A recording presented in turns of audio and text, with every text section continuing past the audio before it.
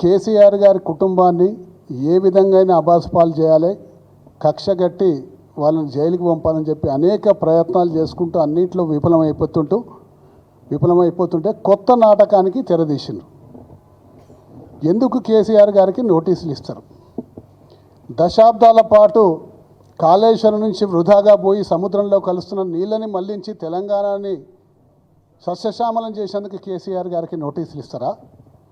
4 కోట్ల మంది ప్రజల్లో 70 లక్షల మంది ప్రజలకు 70 లక్షల మంది రైతులకు మరి ఈరోజు నీరందించి వాళ్ళకందరికీ కూడా పంటలు పండించేందుకు సహకారం అందించిన కేసీఆర్ గారికి నోటీసులు ఇస్తారా? మరి తెలంగాణ రైతులు అంటే గతంలో ఆత్మహత్యలు చేసుకుంటుంటే ఇప్పుడు మాగాణంగా ఉన్న 1 కోటి ఎకరాలని తీర్చిదిద్ది వాటన్నిటి కూడా నీళ్ళు అందించినందుకు నోటీసులు ఇస్తారా? మరి ఏ దానికి నోటీసు ఇస్తున్నారు? కేవలం కక్షగట్టి నోటీసు ఇస్తున్న సంగతి ప్రజలకు అర్థమవుతూనే ఉంది. సుంకిశాల కుంగిపోతే దానికి నోటీసులు లేవు.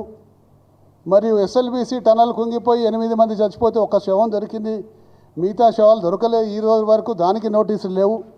పెద్దవాగు కొట్టకపోతే దానికి నోటీసులు లేవు.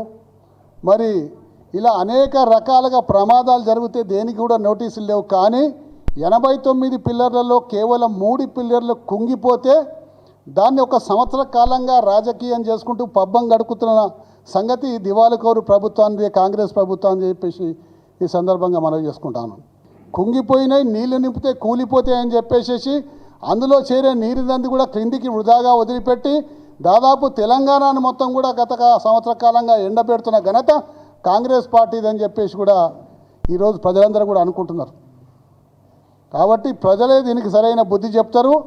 ఇటువంటి దివాళికోర ఆలోచనల్ని, ఇటువంటి కేసీఆర్ గారి మీద పగబట్టే ఆలోచనల్ని మానుకో అని చెప్పేసి కూడా నేను ఈ కాంగ్రెస్ ప్రభుత్వానికి హితవు చెప్తా ఉన్నాను.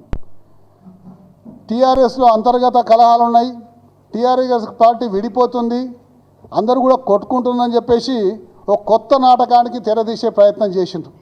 అందరు కలిసికట్టుగా సంయుక్తంగా పత్రికా ప్రకటన పెట్టి మేమందరం కూడా ఐకమత్యంగా ఉన్నాము, మా బలం ఇదని చెప్పాను. ఎవరికే దానికి పులి స్టాప్ పెట్టి ఇలా నోటీసులు ఇచ్చే కార్యక్రమాన్ని మొదలుపెట్టిండ్రు. అంటే ఈ విధంగా టీఆర్ఎస్ పార్టీని అస్థిరతం చేద్దామని చెప్పి ప్రయత్నం చేస్తే అది మీ యొక్క దివాళి కోరిక నిదర్శనం అని చెప్పి